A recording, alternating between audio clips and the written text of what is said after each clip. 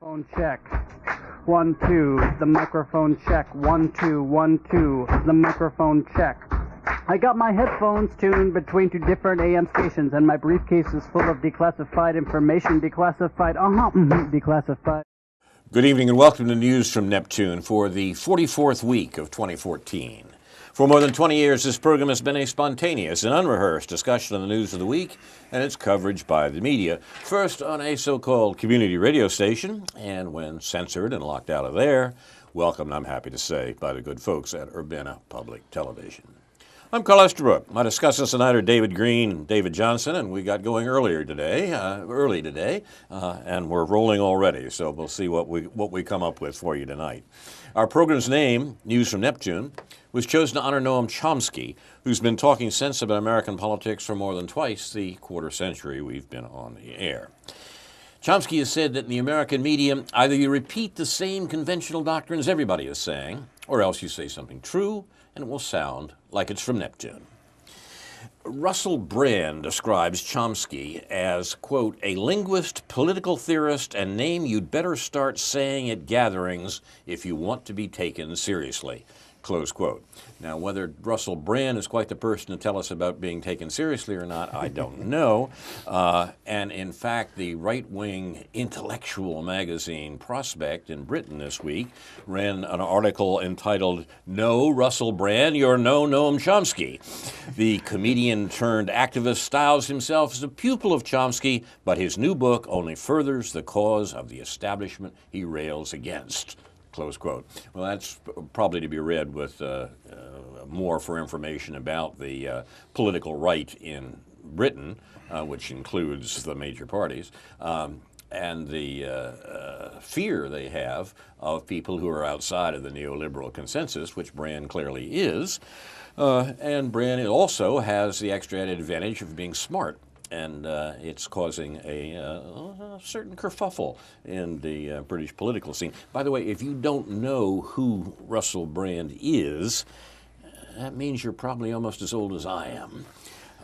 He's a comedian, an actor, a radio host, actually, originally, in Britain, who's interviewed this week in the Lunch With section of the Financial Times. It's a feature the Financial Times does for a long time. An interview is Lucy Kellaway, a longtime writer for the Financial Times, and it's worth pulling up and reading. She's really quite charmed by Brand and doesn't want to admit she is. And so the interview, or the article that she writes, is really quite striking.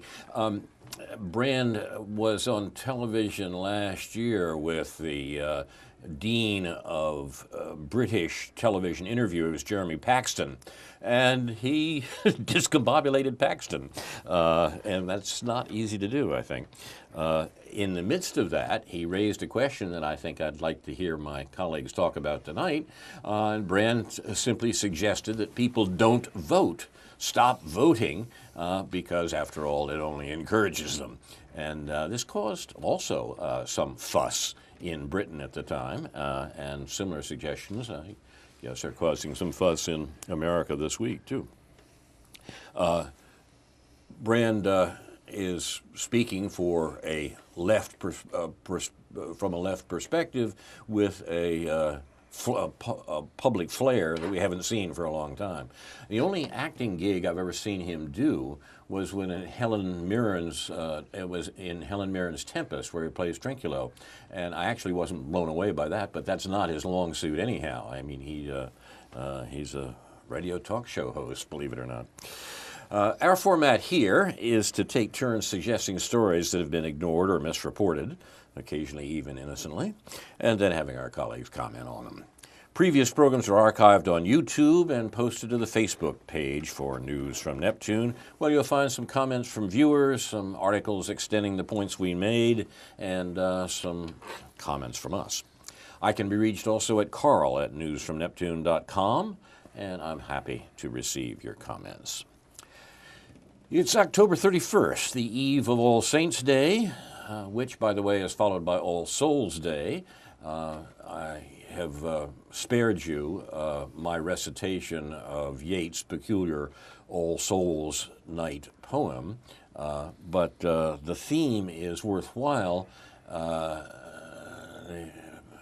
Praying for the dead and fighting like hell for the living, as Mother Jones said, is certainly appropriate on the weekend of All Saints and All Souls Day. Also with this peculiar sham election that we run in this country coming up on Tuesday. So you're watching News from Neptune, an election fright night edition. And we'll start with David Johnson. David, mention the program you have coming up, please. Yes, this Sunday from 4 to 5 p.m. here on Urbana Public Television, I'll be doing an interview with Carol Ammons, the Democratic state rep candidate for the 103rd District. So tune into that this Sunday from 4 to 5. And yes, Carl, that's quite a good comparison with the election of Halloween.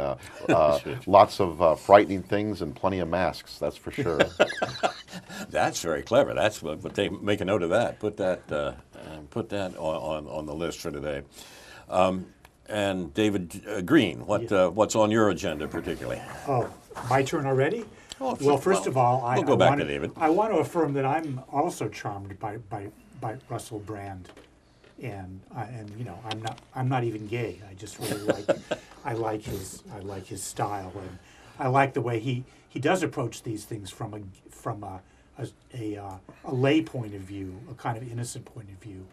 And he's a humorist, but he adds a very sort of understated humor to what he does. And I believe he did a video a while back on Israel-Palestine in which he debunked somebody else's understanding of the history of that conflict, and he did quite a good job of it. Yep. I think it's only about 8 minutes or so. And he's nobody's knowing. You could learn a lot. You can learn a lot from that.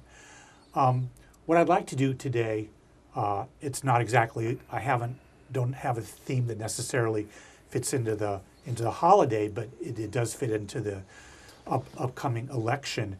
I want, as I often do, I mention programs that are being done on the Real News Network. That's at trnn.com, and what Chris Hedges, who's become one of their interviewers recently, in his own, in terms of the things he wants to be doing. What Chris Hedges wants to be doing is, I think, documenting some people who may not be around with us for very long that he has a great respect for. And one of these is the political theorist Sheldon Wolin, and so. Hedges has visited Wolin up in his home in Salem, Oregon, and has done extensive interviews, which I think are going to total 8 parts, which so far they've released 5 of those parts. And Sheldon Wolin is a political theorist who is now 92 and who has an illustrious, if not very well-known history going back to post-World War II, involvement in the Berkeley free speech movement. He taught at Princeton, and he's produced some major texts in the area of political theory, a topic which is no longer really taken seriously on college campuses in the manner in which it once was. And for the same reasons why political economy and Marx and that legacy is not taken seriously enough in econ departments. For a similar reason, political theory, because it would, if used properly, it will challenge the authority of the ruling class, is not taken seriously in political science departments. The concept of Sheldon Wolin, the most recent concept that has really hung his hat on for the last few years, is one called inverted totalitarianism. It's one Chris Hedges picked up on in his book, The Death of the Liberal Class. And this notion of inverted totalitarianism was from an article in the Nation magazine from May 1st, 2003, in which I think may have been the first time that this was put into this way. And what Wolin is trying to do is to, with this concept of inverted totalitarianism, is to place capitalism in the context, in relation, liberal capitalism in relationship to what we're labeled to be sort of real totalitarianism in terms of, say, Nazi Germany and the former Soviet Union. He is saying that in liberal capitalism, we have a kind of totalitarianism, but it's very different, and it moves from the economy to the political system as opposed to vice versa. And what is quite fitting for me to read right now in this article, given the upcoming vote, is the following from Sheldon Wolin. Representative institutions no longer represent voters. Instead, they've been short-circuited, steadily corrupted by an institutionalized system of bribery that renders them responsive to powerful interest groups whose constituencies are the major corporations and wealthiest Americans. The courts, in turn, when they are not increasingly handmaidens of corporate power, are consistently deferential to the claims of national security.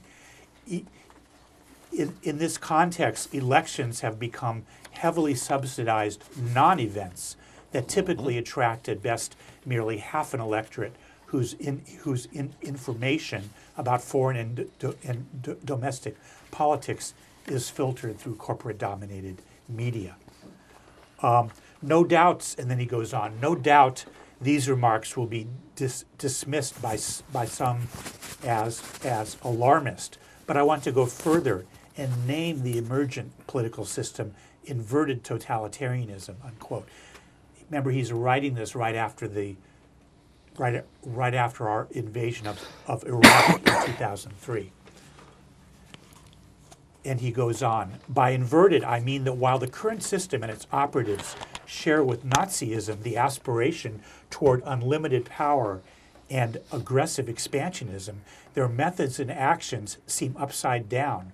For example, in Weimar Germany, before the Nazis took power, the streets, quote unquote, were dominated by totalitarian-oriented gangs of toughs, and whatever there was of democracy was confined to the government.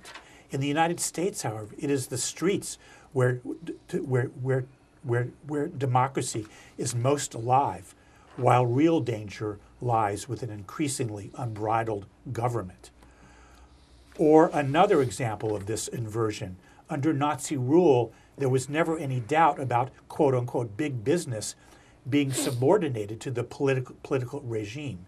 In the United States, however, it has been apparent for decades that corporate power has become so predominant in the political establishment, particularly the Republican Party, and so dominant in its influence over policy, as to suggest a role inversion, the exact opposite of the Nazis.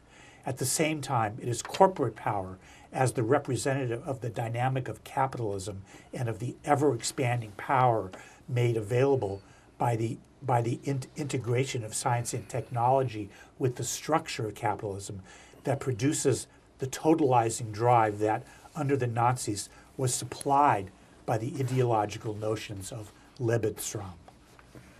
So this is, I think, just I think what Wolin brings to us in his work and in these interviews, these very important, I think, and valuable interviews that Chris Hedges is doing with him, is bringing us back. And I think what political theory should bring us back to is a consideration, as it was very much in 17th century England, but also going back to ancient Greece, a consideration of property, of the nature of property and property rights, something we simply assume and take for granted under capitalism. But I think if we were doing our political theory more conscientiously and really look back at the history of ideas about this, we can see that it's the notion of property that really has to be questioned very seriously. And it's our understanding of property and the way so-called property rights have infiltrated into our obviously our entire economy and the political process, that we're going to, in order to find a way out of this, we're going to have to really question this in a very serious way, this fundamental notion of property rights, something which is, of course, never done in the mainstream political process. it was certainly present in the minds of the framers of the American Constitution. The best account we have of the writing of the Constitution, which of course was done in secrecy and was illegal in terms of the Articles of Confederation, that was James Madison's account of the summer in Philadelphia in 1787 when the Constitution was produced. And he said what they were doing was protecting the minority of the opulent, the rich, against the majority. That was the point of the document. And he thought that was the problem, and the Constitution was the solution by giving rights to property in the way that David is describing. And it's left us with a system that remains to this day in this country, where we have the forms, if not the reality, of political democracy. I mean, there is an election on Tuesday. We have the forms of it, and in the words of Boss Tweed of Tammany Hall, the people can vote for anyone they want. He controls the nominations. So, I mean, we have the forms of of political democracy, but not the substance.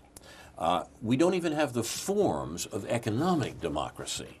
The economic decisions that are made in this country, what investment decisions, what's to be produced by factories, what's to be done with the wealth of the country, who's to be hired and fired, all of these decisions are not done democratically, not even in form. We don't even pretend they're democratic. They're made by the decision of the Goldman Sachs, the board of Goldman Sachs, the board of directors sitting around in consultation decides investment decisions, the economy is to produce, how the wealth of the country is to be used. So we point out from the beginning that capitalism, the general catch-all name we use for this economic system, capitalism and democracy are not, don't run in parallel at all. They're in fact competitors. They are contradictories.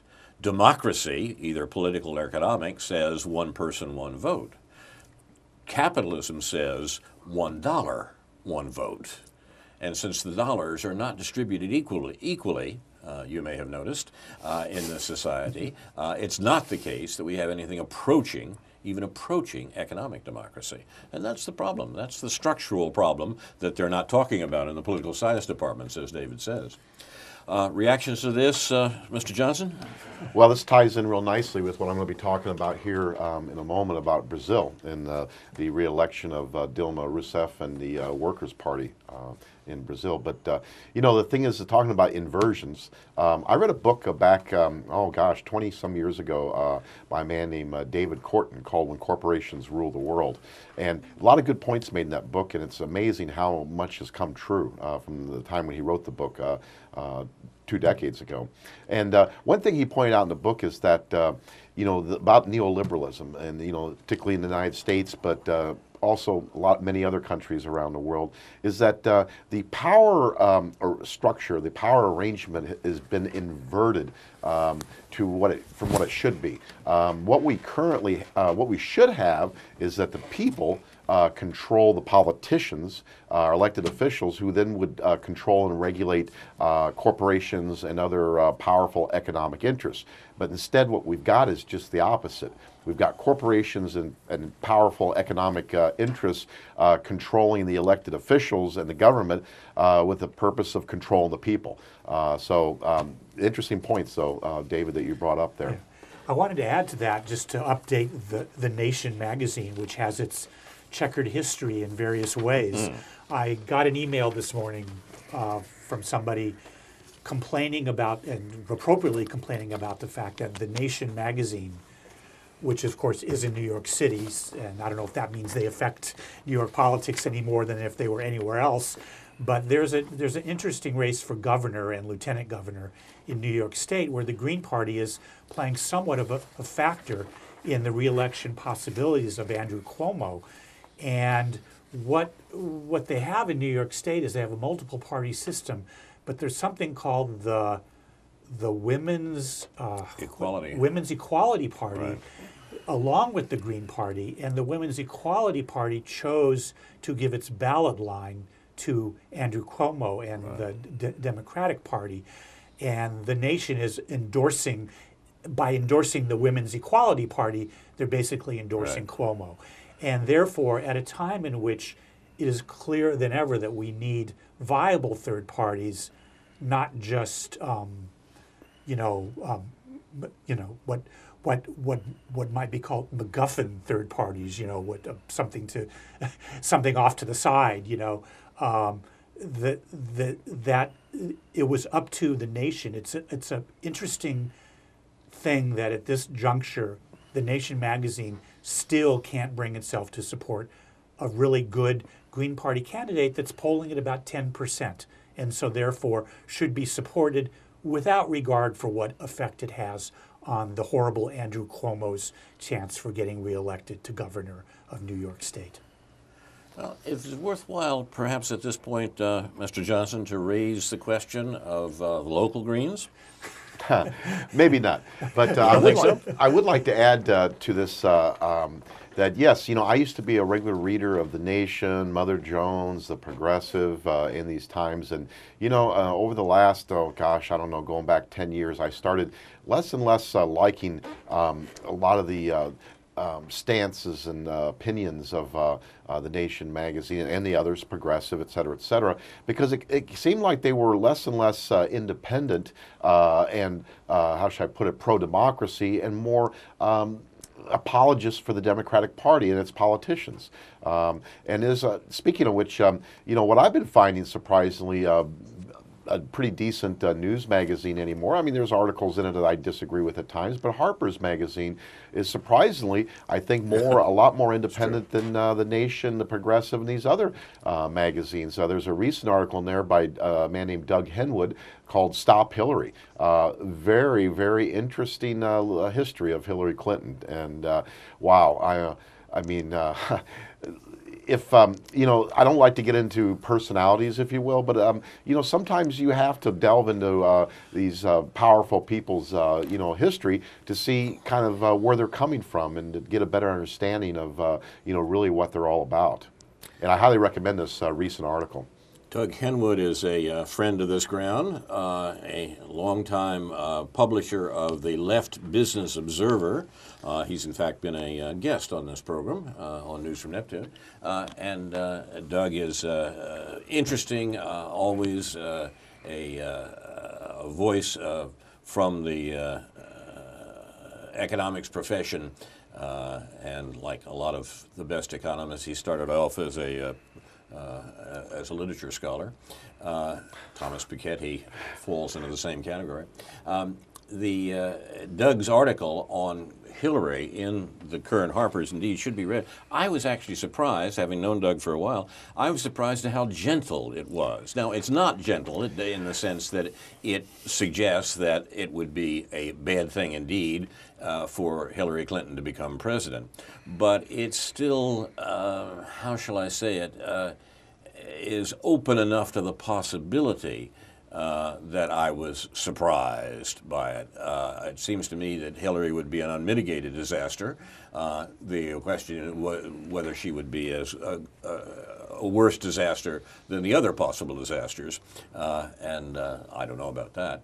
But the speech Rand Paul gave last Monday about foreign policy seems to me to raise some interesting questions in that for all of his tergiversations in regard to his father's anti-war politics, regularly excoriated as isolationist by the political the neoliberal political establishment. I mean, both the Republicans and the Democrats. Rand Paul remains the only representative of an anti-war position within the American political consensus. Obama became president by destroying, essentially, co-opting and destroying the anti-war wing of the Democratic Party. The Republicans, surprisingly enough, retain an anti-war wing and are working desperately to suppress it. That's the Ron Paul movement. And Rand Paul looks like he's willing to Obamaize the anti-war wing of the Republican Party, just as Obama himself did it to the Democratic Party, although I think the jury's still out. The younger Paul is not the principled figure his father was, but he is devious. And there's a possibility the deviousness may take him into trying to make something of the fact that a majority of Americans oppose the ongoing Middle East wars. Now, whether that can be cashed out, so to speak, in the political system is hard to say.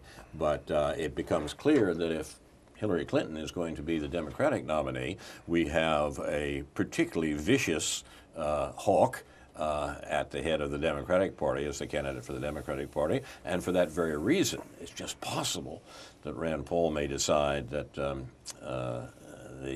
taking a counter position will be helpful. It'll be interesting to see what happens to that.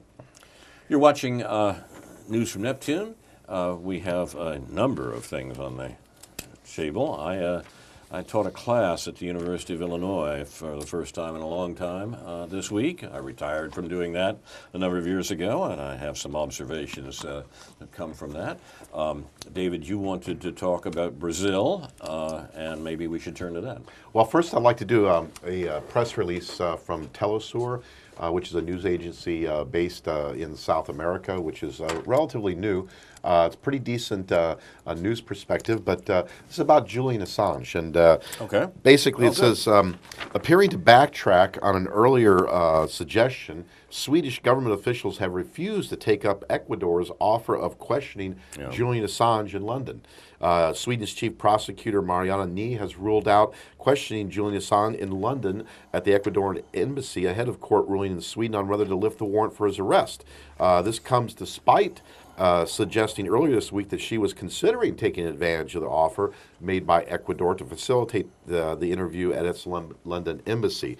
The British government had also said it would facilitate such an offer. After receiving political asylum from Ecuador in 2012, the WikiLeaks founder has lived in that country's embassy in London. Since 2010, prosecutors in Sweden have sought to question Assange about allegations of rape and sexual molestation, although he has not been charged with any of these offenses. European arrest warrant prevents him from leaving the Ecuadorian embassy, and Assange has refused to travel to Sweden for fear that he'll be extradited to the United States for publishing various U.S. government's secrets if he does so.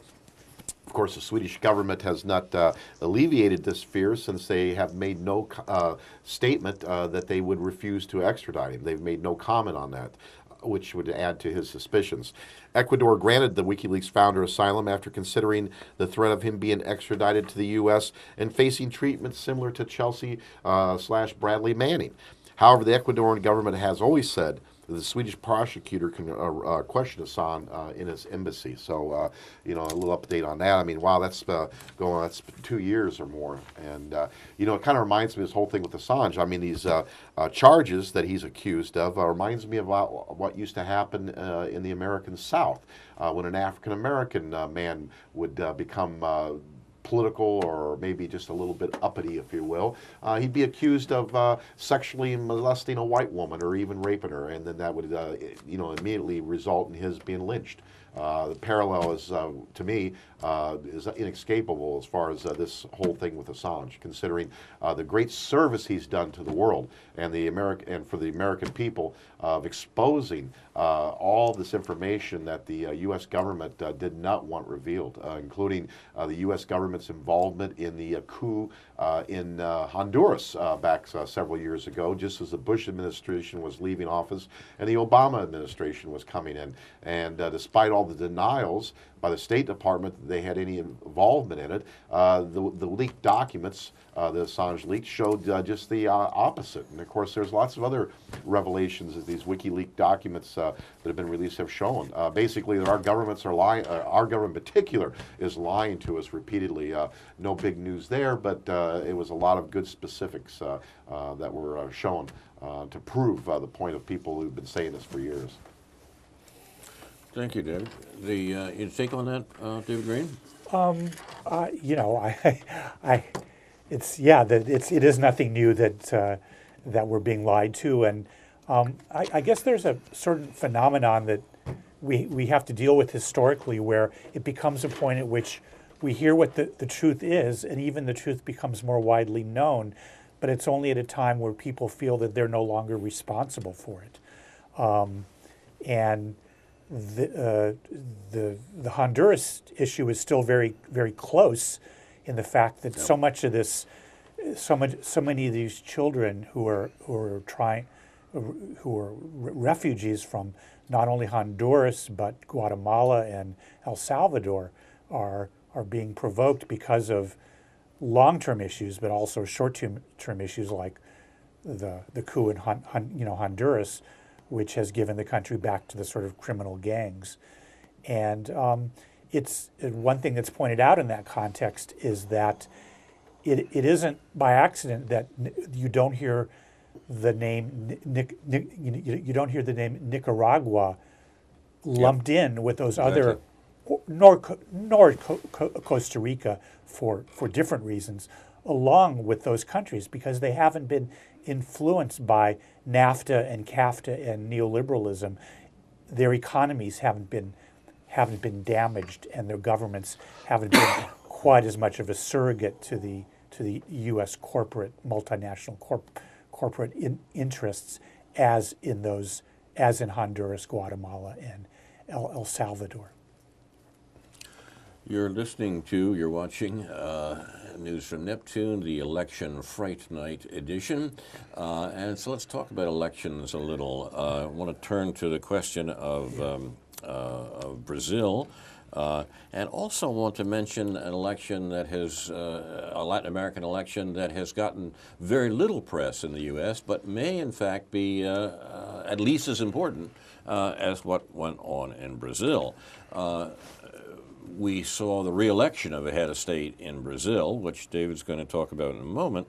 But there was another case of a head of state being re-elected in Latin America that was hardly mentioned in the U.S. press. I'm thinking of Evo Morales, who won with 61% of the vote and as an incumbent president. And parenthetically here, we should at some point analyze what it means that voting in this country turns almost always on a fraction of 1%.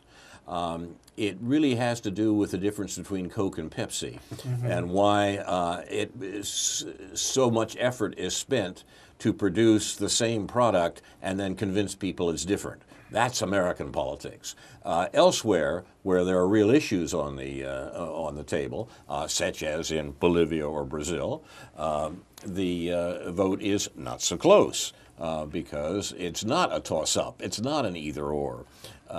In Bolivia, an incumbent president got 61% of the vote after a remarkably active term in office. Bolivia, before Morales, has had 5 different presidents in this century, and his victory followed a 25% reduction in poverty in his term, and an 87% real term increase in the minimum wage. We've been hearing, I heard again the other night, about how we really would like to raise the minimum wage in this country, but really can't do it because that would hurt corporate profits. So we can't do it, and therefore the corporate profits are the source of jobs, and therefore if you raise the minimum wage, you actually would be cutting off jobs, and we can't do that.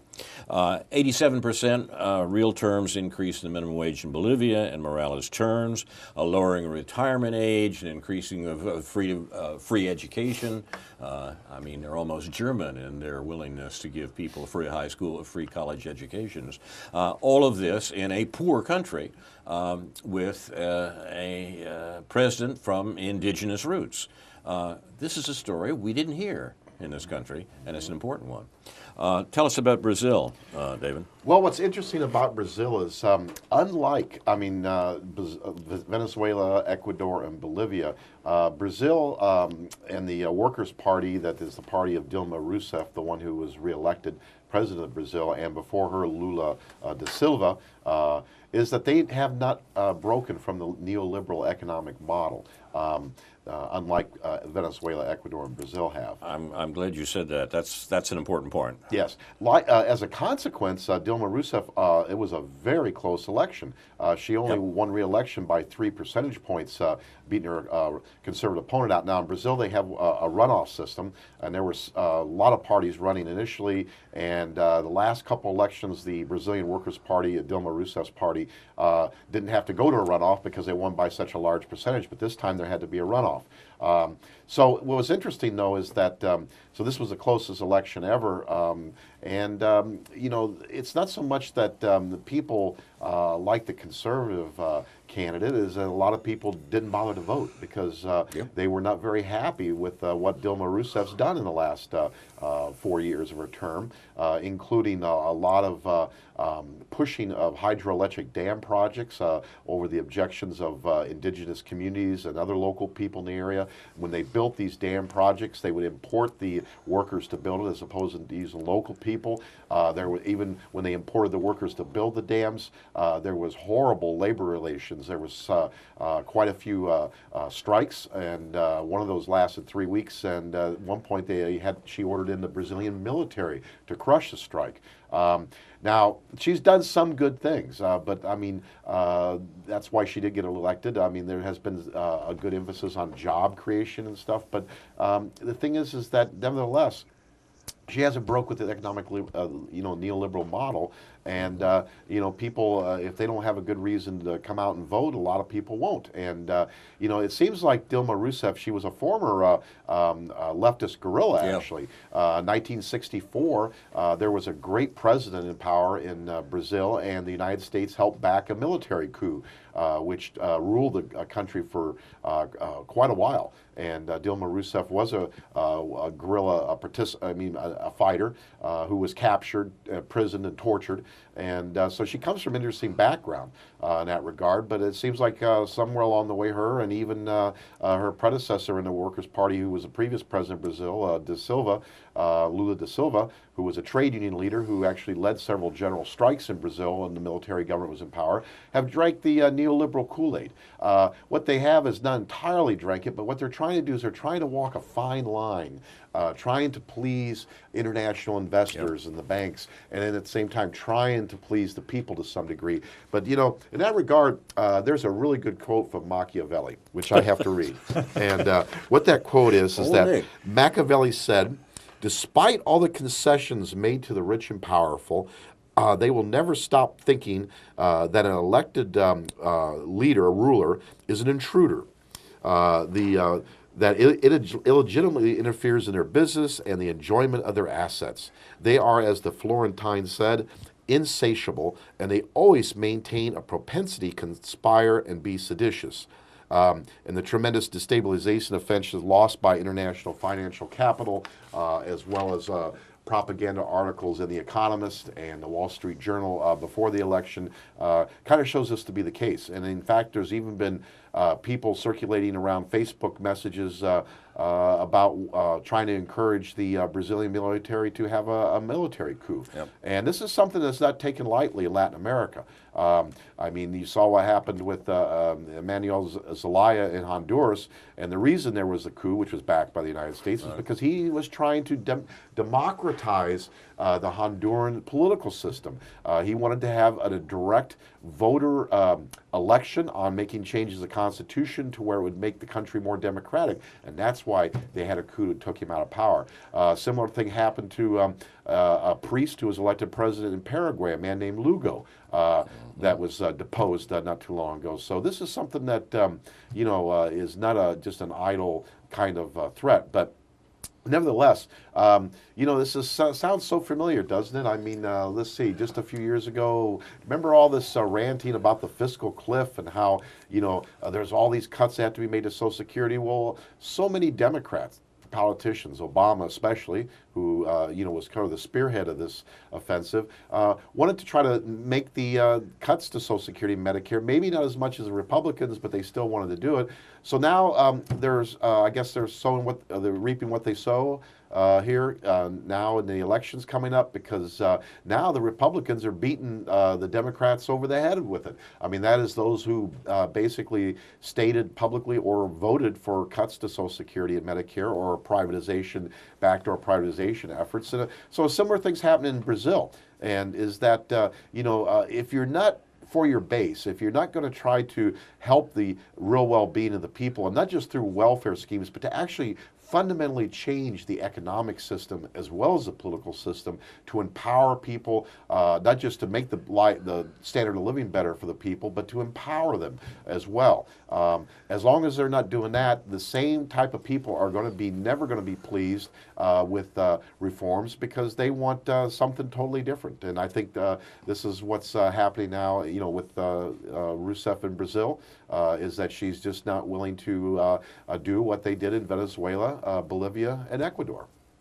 Since Mr. Johnson is quoting here a 16th century political thinker, Niccolo Machiavelli, Old Nick to some people, appropriate perhaps for Halloween weekend, I have another account of neoliberalism which comes, remarkably enough, from the same century.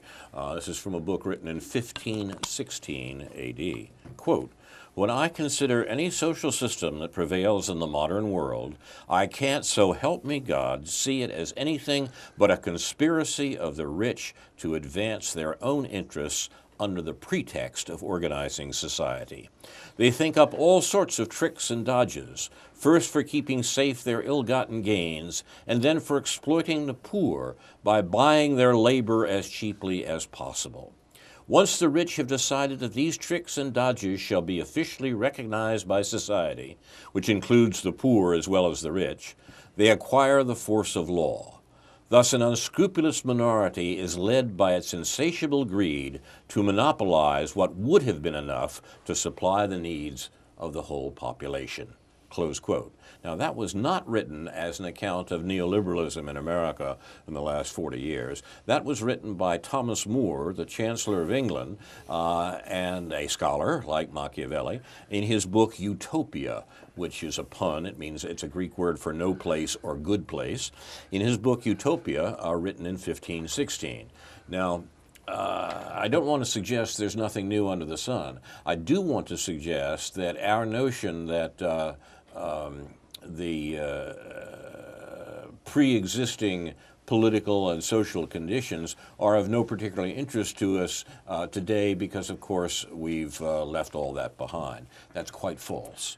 And as Noam Chomsky says, the reason people don't study history is that it just teaches us too much. Well, that's amazing. From 500 years ago. Yeah, exactly. Yeah, amazing. That's Thomas More. The whole book, by the way, that little book Utopia is a jeu d'esprit in a lot of ways, but it's funny and profound and quite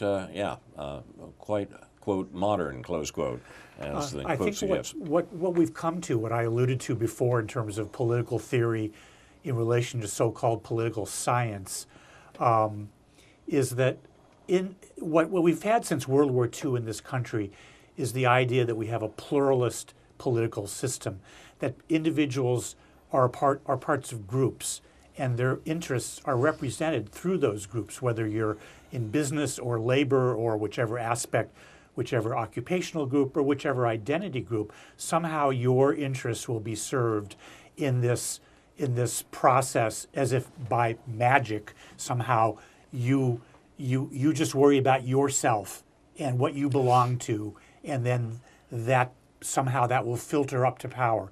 But it doesn't really work that way. And this pluralist understanding and this pluralist study of the way our political system supposedly works doesn't deal seriously with social class. It doesn't deal with who really has the power, which interest groups are real powerful groups and which are just groups that try to hang on and have their say, but usually accede to those with the most money. So the reason why political science has become so vacuous since World War II in this country is that it bought into that pluralist vision, and it took, as Sheldon Wolin said, who I referred to earlier in the show, he said it takes the notion of the public good, what this debate that's been going on since the Greeks or before then, and especially during the period of time, Carl, which you refer to in Britain in the 1500s and 1600s. What does it mean? What does the public good mean? How do we talk about that? We have a long legacy of the means with which to talk about these things, which has been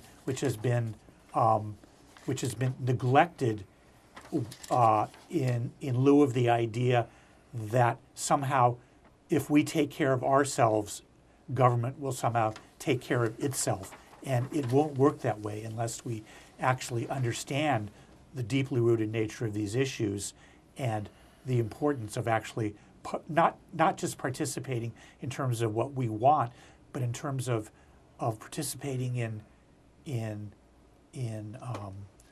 more philosophical approach to understanding what government can do and what government should do in the name of the public good. I want to mention a book and then ask you gentlemen a question related to it. The book that I have in mind is Martin Gillen's, Gilens, book published last year, Affluence, and Influence, Economic Inequality and Political Power in America. I think he probably chose that affluence, to put affluence, which is a somewhat difficult word, I think, for contemporary Americans, as a certain hidden homage to John Kenneth Galbraith, who was my teacher in college, as a matter of fact. And Galbraith wrote in 1960, I believe, a book entitled The Affluent Society, in which he raised some of the very questions that we're talking tonight. So, I mean, political theory, political economy, so to speak, has not disappeared entirely in spite of the efforts to suppress it that David was talking about earlier. Gillen's book points out that the lower 70, he's a political scientist, and he's dealing mainly with polls and the effects of voting on policy. What he points out is that the lower 70% of America, we talk about the lower 70% have no influence on policy, so they're essentially disfranchised. And then as you move up higher, you get a little more influence. Once you get to the very top and upper and lower here, we're talking about wealth. We're talking about, if we were ranking the American society on the basis of how much money they have, the lower 70% has effectively no purchase on political power. As you move up higher, you get a little more. When you get to the very top, the 1%, they get what they want. Now, at this point, his polling breaks down. It's not sharp enough for him to deal with the crucial segment of the population, which is the top fraction of the 1%, which is where the real concentration of wealth is, and undoubtedly the real concentration of power. But the polls don't tell us that. It's very easy to study poor people in this country because they have to be kept in their place. It's not so easy to study the very rich who are keeping them in their place. But Martin Gillen's book is important because he points out the falsity of the notion that, well, democracy is one person, one vote, we all decide what's going on. Now, with that in mind, I would like to ask you two about the issue that seems to be exercising even some of our political friends in regard to the November election, and that is the burning question of whether the Democrats will lose the Senate. And what I want to know from you two is, should we care? Which you, David, would like to start? It's hard to care. It's hard to. We're told this is crucial. What? And if I did care, what would I do? But first I have to vote worry for about Durbin. what, yes. Yeah, why would I care? I did vote for Durbin, or did I? Maybe I didn't. It's so hard to tell. I forget. I already have voted, even though it's, but. Vote early and often, as they say in Chicago. I found myself abstaining a lot. Yes. We mentioned this on the program that we did on Tuesday. But I found myself abstaining a lot as a matter. Usually, in some cases I've abstained because I didn't know the candidates or didn't know this particular judge, but I found myself abstaining more as a matter of principle, as a way of saying, if you vote, but you don't vote for certain categories, it at least will be visible that people decided to opt out of caring about that particular race. And I haven't heard of any races at the national level that I feel like I should care about. The one in Colorado seems like it's particularly silly with Mark Udall. Mark Udall. Yeah, I'm not. I can't elaborate on that, but it didn't impress me as being something that. I mean, I guess I would vote for him if I was there, but it's impossible, even when there may be differences between these candidates and there may be consequences. The way these campaigns are being run and the issues on which they're being run make it hard to take it seriously that people should care if the Democrats win. Yeah. I have found only one point on which I think the folks like our friend Bob Naiman, who has an impassioned article in Huffington Post this week about how we've got to keep the Senate in Democratic hands.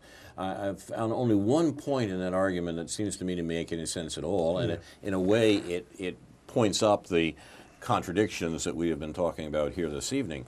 And that point is that if the Republicans in fact organize the Senate after this election, then it is more likely that President Obama will get his Trans-Pacific Partnership, his free trade agreement, and of course, anyone who knows what we're talking about knows that it had nothing to do with free trade.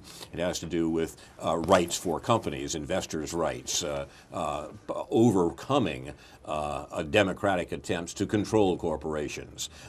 It is a massive arrangement in favor of the worst multinational corporations doing business throughout the Pacific. And the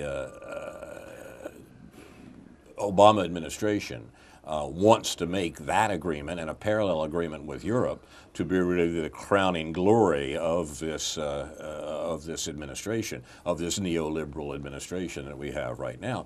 The peculiar thing has happened here. The ripoff is so obvious that, for one thing, the Obama administration has had to keep it secret. All the negotiations on the Trans-Pacific Partnership, like the negotiations on the Atlantic Arrangement, are secret because the administration knows perfectly well that were they to become public, they would be very strongly opposed by people who finally understood what was being done to them. Now, so the Obama administration wants to keep it secret, and it wants to produce the agreement by what used to be called fast-track authority. That gives the president, basically, the right to make these arrangements without the oversight of Congress. That is, a grant of authority is given to the president to sign these treaties, to make these arrangements, to make these trade agreements, without their being submitted for amendment by the Congress. A funny thing has happened. The president has been stymied in this by the Democrats, by Harry Reid and the Democratic organization of the Senate. Now, if the Republicans take over the Senate after this election, the Republicans will be more than happy to give Obama his fast-track authority to do his pro-corporate trade agreement in the Pacific and the Atlantic. So in that sense, giving the Democrats the control of the Senate, or taking the control of the Senate away from the Democrats, is to support the neoliberal policies that this mendacious administration has been engaging in all along. That's the sole reason I can see for saying, well, it would be a bad thing if the Republicans take over the Senate. Takes on this, gentlemen? What Noam Chomsky has always said about small differences between the political parties often can mean major differences for the most vulnerable members of our society. And so that point has always been well taken. But I think I would refer back to Doug Henwood's article about Hillary Clinton, just in the context of this whole idea of when do we stop playing this, when do we stop indulging ourselves with these small differences between the two major parties. Doug also did he did an interview on a radio program that I listen to as a podcast named This Is Hell, which comes out of Northwestern every Saturday morning. And he did an interview there, a good 45-minute interview with the host of this program that you could hear online at thisishell.com. And I think he answers those questions pretty well. I think that the host even referred to the Chomsky quote, and I think Doug Hedwood is drawing the line in a way that I was pretty comfortable with. I haven't read the article yet, but he was drawing the line against two-party politics in a way that I was pretty comfortable with in this interview that he gave. I mentioned earlier that I had a chance to speak to a University of Illinois political science class this week. It's a class being run by the former congressional representative of this district, Tim Johnson, Political Science 300, special topics, they call it, civic leadership. And in Tim's course on civic leadership, he asked me to come in and say something about third parties, which we've been talking about a little tonight. Well, when I got to the class, I found that I was sharing the podium with the present congressman from this district, Rodney Davis. And Rodney gave a campaign speech, one could hardly expect much else, to these actually pretty sharp students in this class. But one line of Rodney's speech stood out, and it was not discussed or enlarged upon, nor was it put in any sort of context. The line was, I'm quoting now Congressman Rodney Davis, "Vladimir Putin brings the Cold War mentality back." Close quote. Now that was our congressman's summary of the remarkable machinations by the Obama administration in Ukraine over this past year, and the way in which the U.S. policy produced a lot of dead people in Ukraine, basically, by attempting to extend U.S. control even further into Eastern Europe. When the Soviet Union fell, the U.S. agreed that the price for the reunification of Germany would be that the U.S. would not extend its NATO into the former Eastern Europe. We immediately violated that promise. All recent administrations have, and the Obama administration continued it by a particularly vicious campaign to overthrow the democratically elected president of Ukraine. But this has all been surrounded by a bodyguard of lies, as the Obama administration is so good at, so that we have this little congressman in the Midwest simply referring to, not to argue for a position, but just to take for granted, well, any problem we have there is the fact that Vladimir Putin, the president of Russia, is bringing the Cold War back.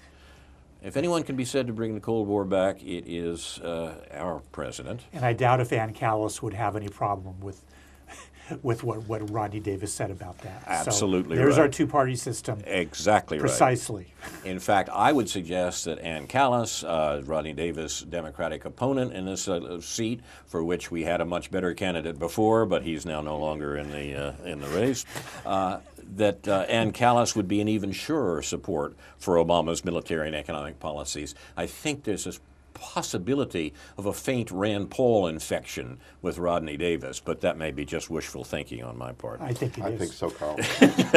Come on, you guys. If I turn out to be right, I'll have the last laugh. All right. You've been watching News from Neptune for the 44th week of 2014, an election fright night edition. I'm Carl Estabrook. My discussants tonight have been David Green and David Johnson. My thanks to our director and producer, Jason Liggett, thanks to whom also this program will be available through YouTube. One last mention of your upcoming programs, David? Yes, tune into Labor's Worldview TV this Sunday from 4 to 5 p.m. to see an interview with Democratic State Representative candidate Carol Ammons. And otherwise, stay tuned. We have some very interesting programs coming up, both here at Urbana Public Television and also on Labor's World Labor Hour on WFT Radio, and we'll keep you informed. Inshallah, we'll be back next week with a new edition of News from Neptune to remind you, in the words of Edward de Vere, what's past is prologue, what to come and yours and my discharge. In the meantime, confusion to our enemies, and a good night to you.